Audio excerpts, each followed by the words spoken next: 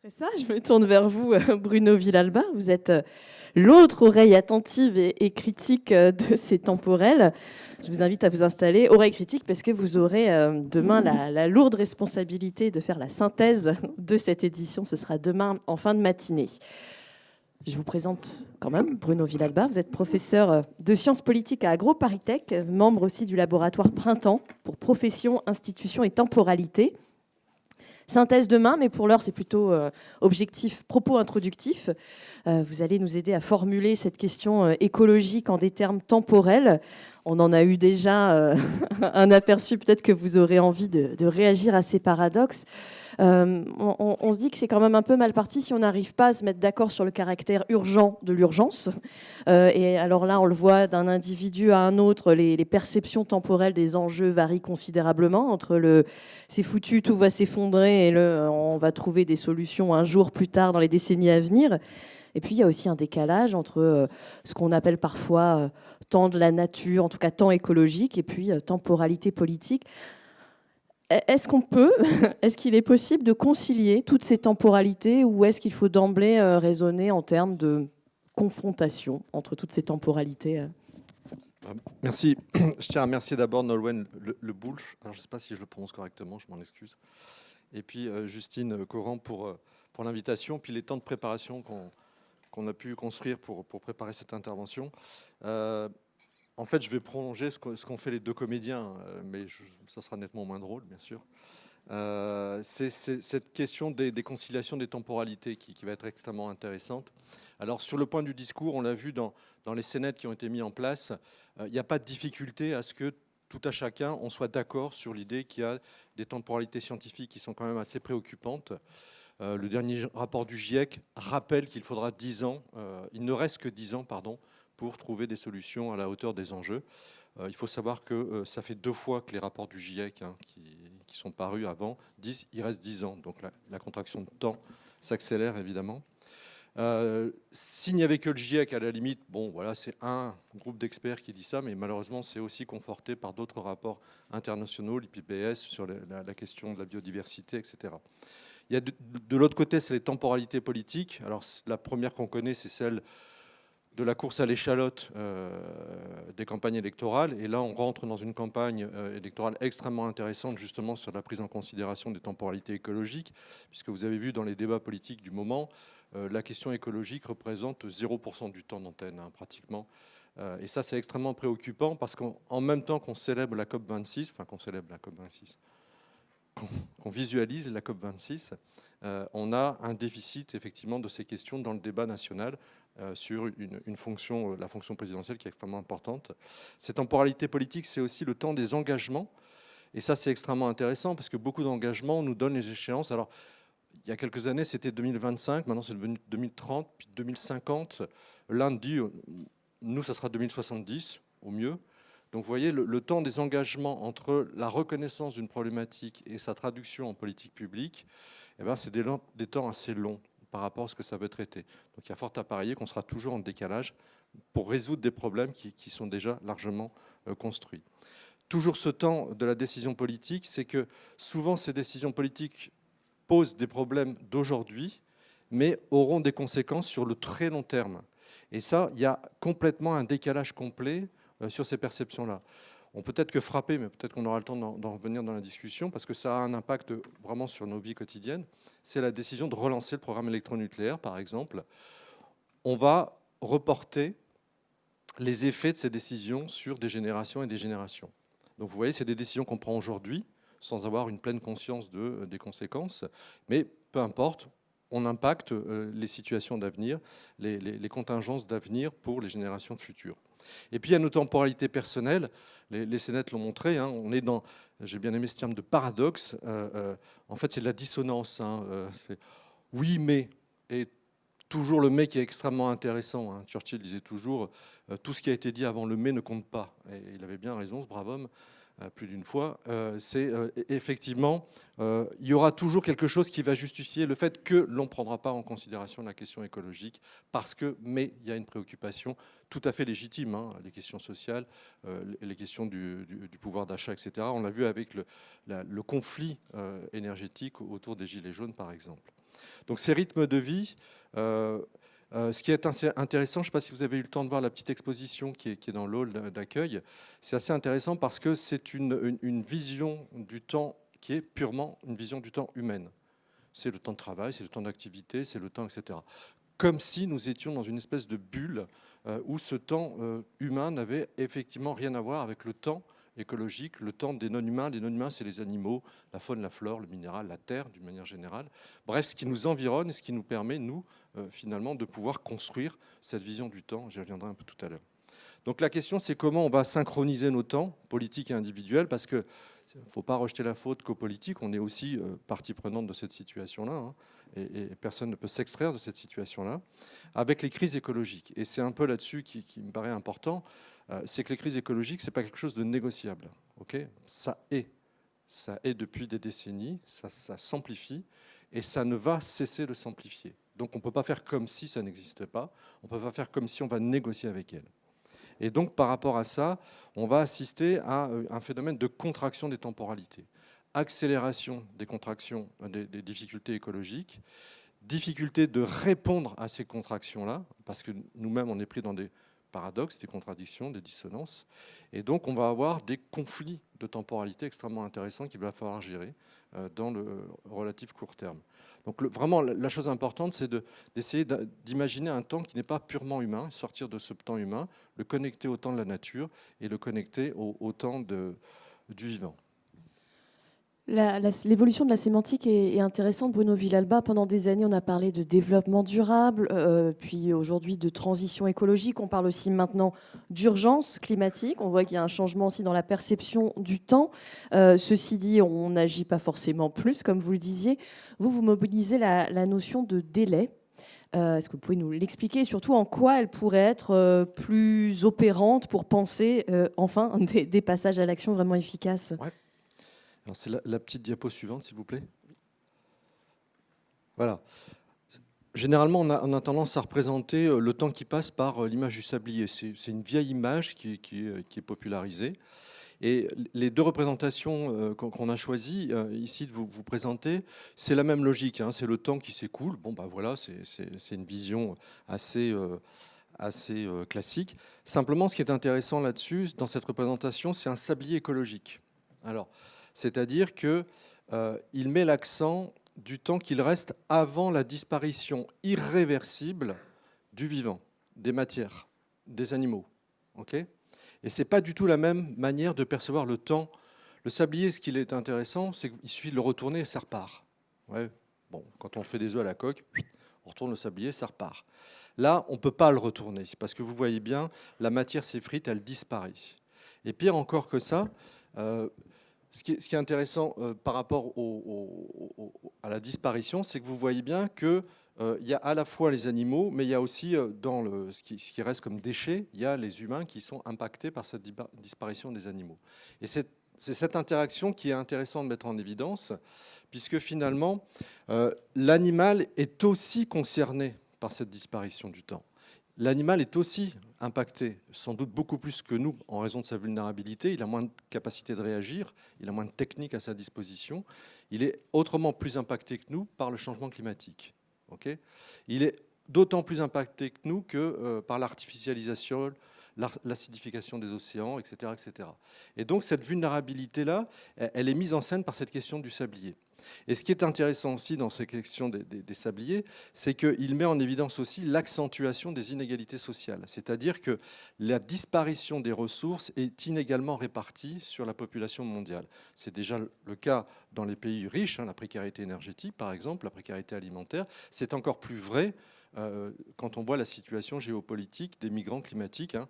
Il y a un événement dramatique qui s'est passé hier sur les côtes de ma région, qui montre bien qu'on est loin de quelque chose qui est loin. Au contraire, c'est une proximité de tous ces enjeux-là qui se matérialisent. Donc il y a une matérialisation du temps par des situations de proximité qui rendent visible cette disparition, cette désagrégation du temps disponible. Donc si on veut ajuster ces temporalités écologiques aux temporalités politiques, eh bien, effectivement, l'hypothèse du délai est extrêmement intéressante. Alors, malheureusement, ce n'est pas moi qui ai inventé cette notion, j'aurais bien aimé. C'est un philosophe allemand qui s'appelle Günther Anders qui porte cette question-là sur la question nucléaire, question, la bombe atomique. Hein.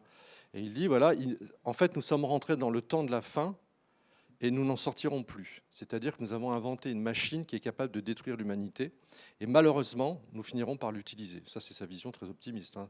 C'est un personnage qu'il ne faut peut-être pas trop lire un soir de tempête bretonne, etc. Et donc il dit, de toute façon, nous sommes contraints de raisonner à partir de ce que nous avons créé, okay, la bombe atomique. Nous sommes contraints donc de raisonner à partir du temps qu'il reste et non pas du temps que nous voulons imaginer encore disponible. Hein, l'idée qu'on puisse agencer indéfiniment le temps qui est à notre disposition, plus de loisirs, plus de mobilité, non, c'est fini. C'est fini, dit Gunther Anders, par rapport à la contrainte atomique, et c'est fini aussi, disent les scientifiques, par rapport à la contrainte écologique. Donc, le délai, c'est finalement la période de temps qu'il reste avant que les situations irréversibles s'installent définitivement. C'est comment on prend des mesures avant d'éviter le basculement définitif. Le dernier éléphant, c'est-à-dire la possibilité des éléphants de pouvoir exister en tant qu'espèce vivante, autonome, c'est 2050. Donc ça veut dire que, vous voyez, il nous reste un délai pour faire en sorte que l'éléphant reste un animal vivant sur la planète Terre. Alors, on s'en fout de l'éléphant à la limite. Il y a plein de gens qui disent, bon, il y a d'autres priorités que l'éléphant, etc. Ah, pour l'éléphant, non. Lui, c'est sa priorité quand même. La question, c'est de savoir comment on prend en considération la présence de l'éléphant, ce que ça nous apporte, la présence de l'éléphant sur Terre, et la manière dont on va réguler nos rapports avec l'éléphant pour que son temps continue à exister et notre temps continue à exister. Autrement dit, pour que le sablier, là, l'ours, qui est l'image typique du réchauffement climatique, l'ours, lui, continue à avoir son territoire, son temps, son avenir, etc. Même s'il n'a pas peut-être conscience du temps, et encore ça reste à discuter. Donc, la question, c'est comment le délai permet finalement de ne plus différer l'action. C'est de dire non, non, c'est terminé cette idée d'échéance de temps, etc. La COP26, c'est on s'engage à s'engager. C'est hallucinant. C'est hallucinant. On a des étudiants d'AgroParité qui sont allés à la COP26, ils sont revenus catastrophés en disant mais à quoi ça sert? À quoi ça sert de tout ça pour ne pas prendre des décisions qui sont des décisions contraignantes. Et c'était assez intéressant que ce soit des jeunes qui disent il faut prendre des décisions contraignantes. Ça suffit la négociation permanente. De toute façon, comme le dit Yves Cochet, un breton notoire, on ne peut pas négocier avec la terre. Donc si on ne peut pas négocier avec la terre, il faut s'arranger avec. Okay, et donc il y a des choses avec lesquelles on ne peut pas gérer, on ne peut pas négocier. Et ce qui est intéressant aussi, dernier élément sur la question du délai, c'est que ça permet de réduire la charge écologique qu'on va laisser aux générations futures. Alors c'est toujours assez étonnant quand je travaille avec des élus, des décideurs, comme on dit, hein, qu'ils soient du secteur privé ou du secteur public, c'est qu'ils ont toujours cette capacité à se projeter dans un imaginaire du futur, mais ça va aller. Bien sûr, ça va être compliqué, mais ça va aller. Ça a toujours été, du temps, les hommes ont eu la capacité, etc. Sauf que là, vous voyez bien, si on prend l'exemple simplement des ressources fossiles non renouvelables, le pétrole, le gaz de schiste, tout ce que vous voulez, les ressources rares qu'on utilise à tire-larigot pour construire des énergies dites renouvelables, etc., etc., eh bien, tout ça, c'est en train de disparaître progressivement, le sablier, vous voyez ? Sauf que dans le même temps, vous avez une pression démographique qui augmente de plus en plus. 6, 7, 8, 9, 10 milliards d'habitants. Donc comment on imagine un monde, c'est ça la charge écologique, c'est comme la charge mentale sur les femmes, comment on imagine un monde où on dit à ces jeunes générations, ces futures générations, allez-y, vous allez devoir faire sans pétrole, sans gaz, sans ressources fossiles, quelles qu'elles soient, moins de terre, moins de ressources halieutiques, moins de biodiversité, avec plus d'égalité sociale, avec plus de justice sociale, etc. Et en plus, vous allez gérer les conséquences de ce qu'on a produit pendant des décennies. Les déchets nucléaires, les pollutions chimiques, les radiations de toute nature, etc. etc.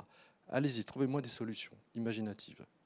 Vous voyez, ça, c'est la charge écologique. C'est-à-dire que dans cette question du sablier, il ne s'agit pas de savoir si on va faire un petit peu d'aménagement entre ci ou ça, un peu plus de yoga et un peu plus de consommation locale. C'est de savoir comment on va faire en sorte que dans ce délai qu'il nous reste, c'est-à-dire moins de 10 ans, on stoppe un certain nombre de procédures qui ont des conséquences dramatiques et sur le vivant, j'insiste beaucoup là-dessus, il n'y a pas de hiérarchie dans mon propos entre le vivant humain et le vivant non humain. C'est interdépendant. Malheureusement, on a mis des décennies à séparer les deux. Et bien maintenant, il faut faire une réunion importante par rapport à ça.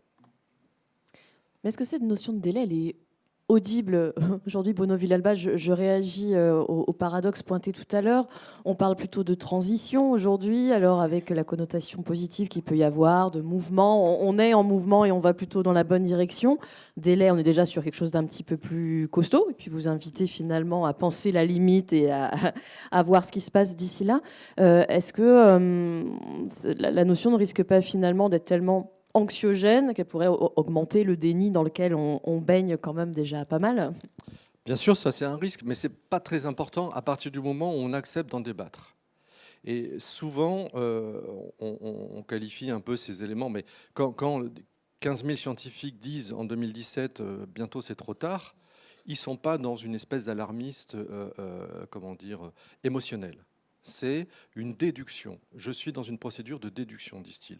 C'est à peu près la même méthode que j'emploie. On doit être dans la déduction et non pas effectivement dans la prédiction apocalyptique, pour le plaisir de la prédiction apocalyptique. Je vous l'avais bien dit, c'est bien fait pour vous, etc. Ça n'a aucun sens.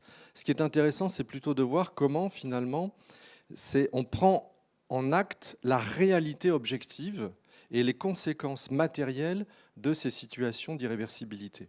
Donc pas considérer que par exemple la crise climatique c'est quelque chose qui va advenir, puisque c'est déjà une situation réelle pour beaucoup d'entre nous sur la planète, et qu'elle va s'accentuer. Donc c'est pas effectivement faire peur pour faire peur, ça n'a aucun intérêt. La peur, c'est une méthode, c'est simplement un outil d'interpellation. La peur appelle à un dialogue, à un débat. Quand vous récitez, quand vous avez lu des contes pour enfants, je ne sais pas si certains d'entre vous ont lu les contes de Perrault, moi j'ai arrêté au bout d'un moment. Je trouvais que ça trop affreux, ça foutait une trouille, etc.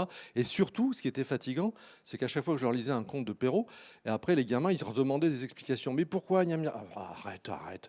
Et donc, ce qui était intéressant par rapport à ce conte, c'est que la peur entraînait justement le dialogue.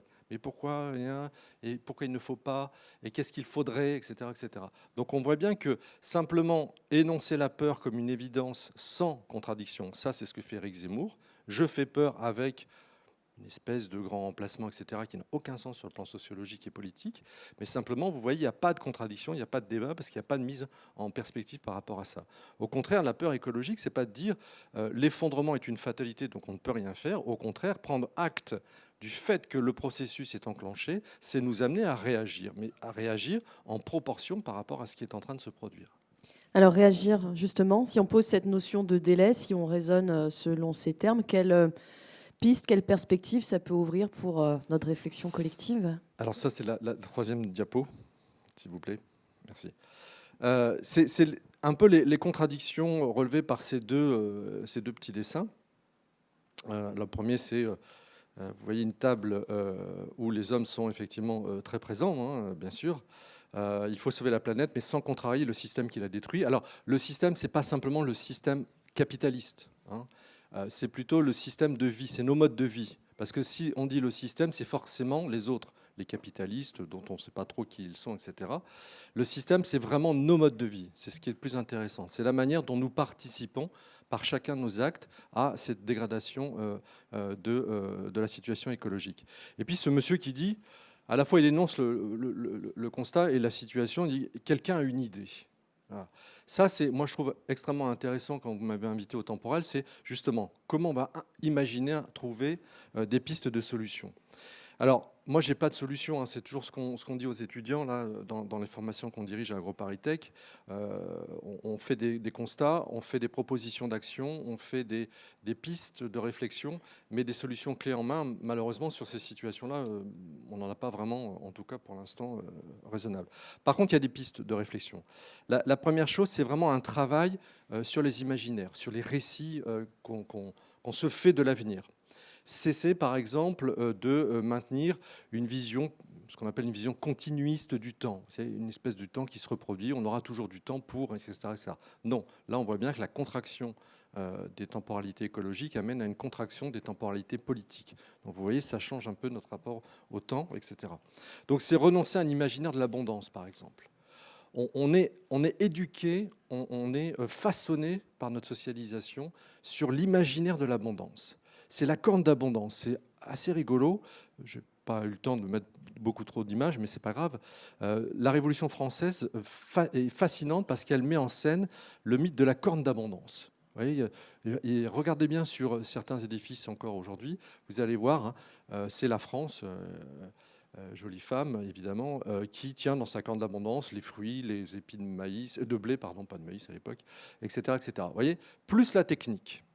Au fond, il y a toujours le chemin de fer, l'armée évidemment, hein, parce qu'il ne faut quand même pas déconner, etc. Des choses qui sont finalement un imaginaire de la capacité à l'homme d'être imaginatif grâce à la rationalité scientifique et la technique. Et il n'y a pas de limite à la technique, comme chacun sait. Donc on inventera toujours des solutions. Problème écologique, géo-ingénierie. Okay, problème économique, économie verte, etc., etc. Il y a des réponses techniques. Sauf que vous voyez bien, ces réponses diffèrent toujours les problèmes. Elles réinventent des autres problèmes. C'est ce qu'on appelle les effets rebonds. Et donc, il faut effectivement voir un peu comment renoncer à cet imaginaire de l'abondance. C'est effectivement envisager des politiques de sobriété. C'est-à-dire ce à quoi on va renoncer collectivement pour le bien commun.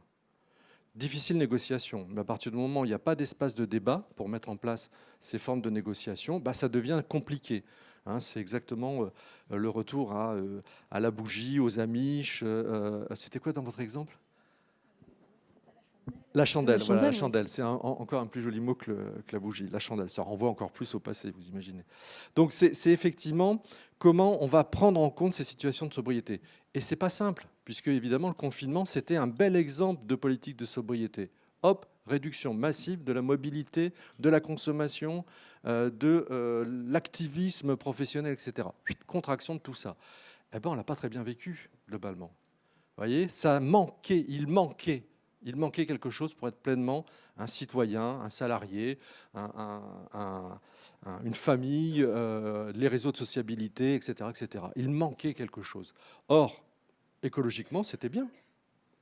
Le rapport avec les non-humains, c'était bien. Les non-humains, ils ont recolonisé plein de territoires qui étaient désertés par les humains, etc. Donc vous voyez ce que nous, on a perdu, bah, d'autres ont gagné cette situation-là. Alors, il faut ralentir. C'est un mot très joli. C'est une vieille idée. C'est ce que disait l'an 01. On arrête tout, on réfléchit, c'est pas triste. Ça, c'est 1971. Hein. C'était à l'époque de la contre-culture écolo-radicale. Et c'était l'idée, effectivement, on renonce à continuer à considérer qu'il y a un certain nombre de choses qui sont des évidences. L'accélération du temps, les multitâches, enfin bon, tout ce qui a été mis en évidence par les Sénètes. Et puis, accélérer la démocratisation des décisions. C'était intéressant l'exercice de la Convention citoyenne. Vous prenez 150 personnes qui ne sont pas forcément très au courant, très au clair, très assurées de ces questions-là. Vous les mettez dans des débats contradictoires et il en ressort une réflexion beaucoup plus élaborée, beaucoup plus profonde. Et il y a des solutions écologiques beaucoup plus radicales qui ont été proposées. Enfin, radicales, pas toujours. Hein. Passer de 130 à 110 sur les autoroutes, franchement, ce n'était pas d'une radicalité absolue. Mais même ça, ce n'est pas passé. Même ça, ce n'est pas passé. Donc vous voyez, dès lors qu'on met en débat ces questions-là, on va beaucoup plus loin. Après, il faut passer en politique, il faut passer à la décision politique, ce qui là aussi prend beaucoup plus de temps. C'est donc mettre en débat la complexité et puis de peser sur l'arbitrage des décisions. Il faut effectivement faire en sorte qu'il n'y ait pas le choix après dans la décision, ni du côté du secteur privé, marchand, ni du côté du secteur politique. C'est-à-dire qu'il soit contraint par le débat démocratique, ce qui est le principe même d'une démocratie a priori. Et donc, il faut aussi définir des priorités par rapport à ça. Dans le débat démocratique, ce n'est pas simplement, vous voyez, continuer un imaginaire de l'abondance, de l'accessibilité, de tous les biens de consommation pour tout le monde. Malheureusement, c'est ça aussi les politiques de sobriété, c'est d'imaginer aussi comment tout le monde, précaires y compris, vont devoir renoncer à un certain nombre de choses. En tout cas, au moins dans une manière de se projeter dans l'avenir. Fini l'avion pour tout le monde, tout le temps. Fini la bagnole pour tout le temps, en tout temps. Fini l'accès aux biens de consommation matériels, immatériels, etc., etc. Régulé, réparti, parce que ça sera une condition de l'équité d'accès, non seulement pour tous les habitants de la France, par exemple, mais aussi d'un point de vue équité nord-sud. Okay, parce que c'est ça aussi la question, pas simplement de réguler pour nous, mais réguler aussi pour les autres, et notamment les non-humains. L'avantage, c'est qu'on gagne, c'est ce que disait déjà GB là, dans son petit livre et son film. Qu'est-ce qu'on gagne ? Il dit c'est pas triste, effectivement, on regagne de l'autonomie. Et c'est vrai que tout le monde a vécu ça pendant le confinement. On a regagné, pour peu qu'on était un peu imaginatif et qu'on prenait plaisir aussi hein, à trouver un peu de plaisir à retrouver cette question de l'autonomie. On va regagner de l'autonomie, c'est-à-dire d'être moins dépendant de cette frénésie de l'existence ostentatoire. Il faut que je montre que j'existe. Il faut que je montre que je suis là. Il faut que je montre que je suis important, présent, etc. etc. Ça, c'est la reconnaissance sociale telle qu'elle est construite. Avec l'autonomie, c'est ce que disait encore une fois, c'est assez rigolo quand on voit ce petit film, c'est de dire, bon, tout ça, est-ce que c'est vraiment si important que ça? Ce qui est plus important, c'est, comme le slogan des mouvements écolos décroissants, je sais pas parce que c'est pas une question d'être pour ou contre ce mouvement, c'est simplement, leur slogan, c'est plus de liens et moins de biens. C'est assez rigolo, hein, plus de liens et moins de biens. Ben, effectivement, on voit bien cette substitution de valeurs, cette substitution de relations, et plus de liens entre nous, mais aussi avec les non-humains. Okay, c'est vraiment très important, c'est-à-dire accorder de nouveau la place à la nature, au temps, etc. Et puis de faire travailler son imagination, je terminerai là-dessus par une citation de Gunther Anders, pardon. Exerce ton imagination, cherche à l'étendre pour qu'elle reste à la hauteur de ce que tu as produit et des effets de tes actions. Voilà, merci beaucoup. Merci beaucoup à vous, Bruno Villalba. Vous pouvez rester là, on a quelques petites minutes devant nous, on va prendre le temps justement. Est-ce que des personnes dans l'assistance souhaitent réagir à ce propos introductif, à la notion de délai? Est-ce que ça vous inspire ou compléter ce propos de Bruno Villalba? On a quelques minutes devant nous, donc n'hésitez pas. Oui, Monsieur Guay, donc vous voyez le système, vous pouvez normalement activer votre micro facilement. Bonjour, merci de votre présentation très intéressante. Moi j'ai une question sur une des pistes que vous évoquez à la fin, qui est celle des imaginaires et des récits alternatifs. Parce qu'en fait, selon vous, comment est-ce qu'on travaille cette question? Comment est-ce qu'on élabore un imaginaire? Est-ce que c'est une question d'individu? Est-ce que c'est une question collective? Est-ce qu'il faut mettre les écrivains en charge de cette question, ou les cinéastes, ou les intellectuels? Enfin voilà, c'est qui s'occupe de cette question? Tout le monde. C'est une très bonne question. Je vais donner l'exemple qu'on met en place avec les étudiants. Il y a plusieurs niveaux. D'abord, c'est de travailler sur... Alors, nous, on travaille sur la question du sensible. Par exemple, comment mettre en scène une relation qui rend sensible ce qui est invisible, ce qui est distant, ce qui est lointain. Par exemple, quand vous demandez à des étudiants de tous âges, hein, c'est moins vrai maintenant, mais comme c'est un exercice que je fais depuis quelques années avec les étudiants, je leur demandais de dessiner le réchauffement climatique. C'est ça l'imaginaire. Vous voyez, comment dessinez-moi le réchauffement climatique? Eh bien, souvent, c'est l'image de cet ours paumé sur la banquise qui revient. Parce que c'est une image qui a été popularisée assez facilement. On a construit un imaginaire du réchauffement climatique à partir de l'ours. Et la deuxième question que je leur pose, c'est « Dessinez-moi le réchauffement climatique chez vous ». Ben là, c'est plus compliqué. C'est beaucoup plus compliqué. C'est-à-dire que l'imaginaire du réchauffement climatique est un imaginaire exotique, exoticisé, animalisé, autochtonisé. Enfin, je ne sais pas comment on peut le... voyez, c'est-à-dire qu'il est là-bas. Le réchauffement climatique produit des feux de forêt, mais c'est là-bas. Okay.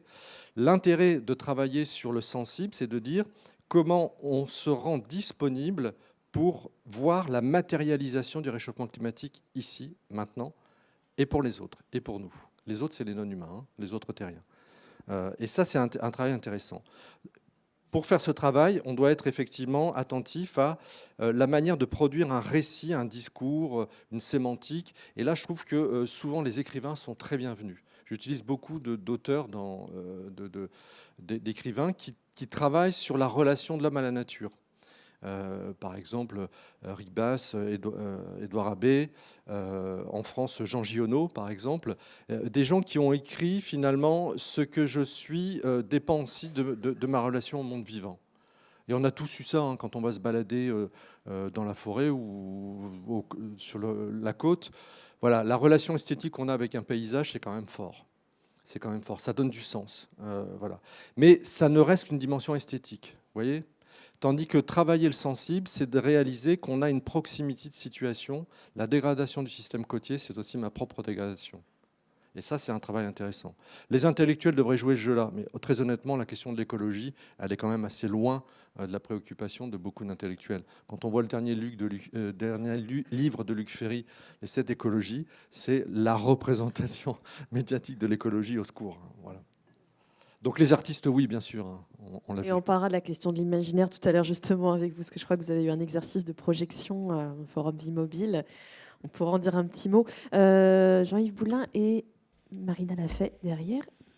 Oui, oui, bonjour, merci pour votre intervention. Je me permets de prolonger la question de Christophe, parce qu'il me semble que ce qu'il voulait dire, c'était quand même on voit bien l'imaginaire. Vous pouvez, avec vos étudiants, construire l'imaginaire de la catastrophe à venir. Par contre, on voit mal l'imaginaire du monde alternatif. C'est-à-dire que si vous prenez l'image du confinement en disant, bah voilà, on y était, c'est un repoussoir, quoi, je veux dire, parce qu'effectivement, il n'y avait pas de relations sociales, il n'y avait pas de...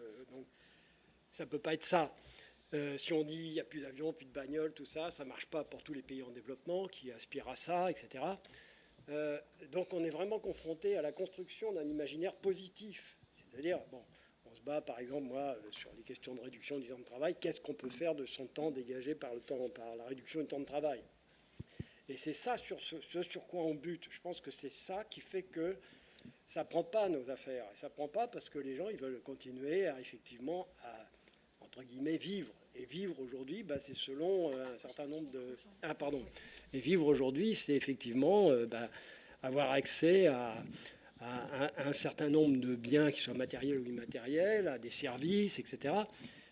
Et c'est ça, là-dessus, c'est là-dessus où on bute. Et finalement, quand on reprend, par exemple, toute la question de la décroissance, par exemple, Serge Latouche, ou même André Gorz avant, Ivan Illich, c'est quand même des... Vous citez GB, c'est de 1971, et ça fait Dumont, c'est à ce moment-là où il était candidat, quoi, voilà. Et donc, pour des vieux comme nous, comme moi en tous les cas, eh bien, on est un peu désespéré parce qu'on se dit on n'a pas réussi à construire un imaginaire. À chaque fois, ça tombe des mains parce qu'effectivement, Dumont, les gens disaient bah non, on peut pas faire ça, quoi. C'est avec son pull rouge, machin, qu'est-ce qu'il nous propose? Et GB, il était sympa, moi je le connaissais, tout ça, mais voilà, je pense que là où on pêche, c'est à construire cet imaginaire positif, attractif, voilà, bon, comment vous, par exemple, avec les étudiants, est-ce que vous leur parlez de ça? C'est-à-dire, est-ce que vous leur demandez de construire, d'essayer de réfléchir à cet imaginaire positif, quoi? Oui, on travaille sur la construction de scénarios avec un point de vue, un point de départ extrêmement important. C'est qu'on n'a plus le choix de transitionner maintenant.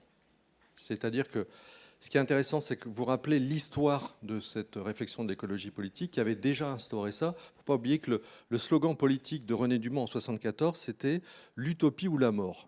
Le type, il a fait une campagne électorale avec ce slogan-là, l'utopie ou la mort. Vous imaginez, même les écolos aujourd'hui, hein, même les plus radicaux n'oseraient pas faire ça. Pourtant, c'était ça. Mais ça restait une hypothèse. Vous voyez, il y avait des notions, il y avait le rapport du Club de Rome qui avait déjà dit il y a des tendances qui sont en train de se mettre en place, on peut les inverser. Nous, ces tendances, elles sont là. Quand vous dites la catastrophe va arriver, non, elle est déjà en train de se produire. Okay, elle est asymétrique, elle est souvent invisible, elle est compliquée à nommer, désigner, etc. Donc le présupposé de départ sur lequel on travaille avec les étudiants, c'est de dire on ne peut plus différer. Donc maintenant, il faut effectivement négocier une transition qui n'est ni désirable, ni souhaitable, mais nécessaire. C'est-à-dire ça suffit de se projeter dans un imaginaire simplement du désirable qui va nous engager dans une manière d'établir une succession de compromis qui vont toujours euphémiser la préoccupation environnementale. Il y aura toujours quelque chose pour rendre désirable cet imaginaire. Alors, il sera négatif dans une certaine mesure, quand vous dites les pays en voie de développement aspirent à l'avion, à la bagnole et tout, ben non, c'est fini. Ça sera moins de bagnoles, moins d'avions pour tout le monde. Donc c'est partir de ces présupposés-là et d'imaginer des scénarios qui, sur le temps long, seront équitables. Non pas égalitaires, mais équitables. C'est-à-dire, les riches devront payer beaucoup plus que les pauvres, mais les pauvres ne seront pas assujettis à une liberté totale de l'accès à la consommation frénétique. Ça, il faut partir de cet imaginaire-là. Et à partir de là, effectivement, on élabore des scénarios qui vont de comment on mutualise, comment on invente une autre forme de propriété collective, comment on invente des rapports plus conviviaux, comment on développe du mutualisme. Vous voyez, c'est encore des vieilles idées des années 70, on n'a pas beaucoup inventé sur ces questions-là. Comment on va aussi réguler, par exemple, la question du travail, comment on passe de la question du travail au temps d'activité, mais je pense que ça, vous l'avez déjà évoqué dans d'autres temporels. Donc voilà. Et on va l'évoquer demain aussi. Oui. Donc ça, c'est des choses. Mais la première chose vraiment importante, c'est de considérer que de toute façon, les scénarios dits positifs sont des scénarios de continuer l'imaginaire de l'abondance et de le prolonger, d'essayer de trouver des niches d'abondance, etc. On se garde sous le coude cette question de l'imaginaire. Merci On pourra en reparler en fin de matinée quand on va parler des perspectives, justement, agir sur les temporalités, agir en faveur de la transition en réponse à l'urgence. Marina Lafay, je crois que vous vouliez intervenir.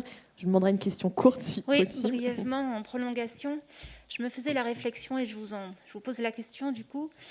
Comment faire pour que les gens, les citoyens, n'aboutissent pas à la conclusion suivante et se disent finalement c'est trop tard, jouissons tant qu'il est encore temps puisque les choses sont foutues. En tant que politique, on peut aussi se poser cette question, où mettre le curseur dans la sensibilisation pour ne pas arriver à ce statu quo qui serait par contre contre-productif. Alors, quel est votre avis sur cette question-là ? Ça se fera. Il y a une partie de la population qui le fera. Et on le voit déjà aux États-Unis, un certain nombre de groupes qui en ont strictement rien à faire, et du changement climatique, et de la biodiversité, etc. C'est jouissons sans entrave.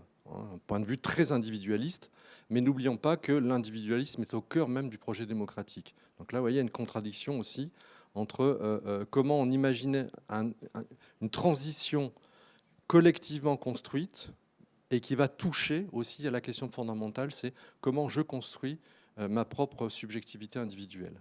Et là, il y a un philosophe qui s'appelle, un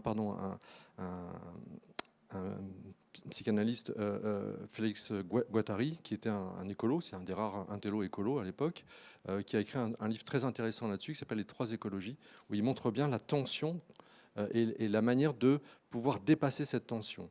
Effectivement, je vais perdre sur le plan individuel, mais je vais gagner en qualité de vie collective, en termes de bien-être collectif. Donc là, c'est une notion intéressante. Mais il y aura effectivement, de toute façon c'est déjà le cas, il y a plein de gens qui disent, il suffit d'aller un petit peu voir le milieu des youtubeurs pour s'apercevoir que ce n'est pas la préoccupation première, ou des sportifs, ou des JO, etc.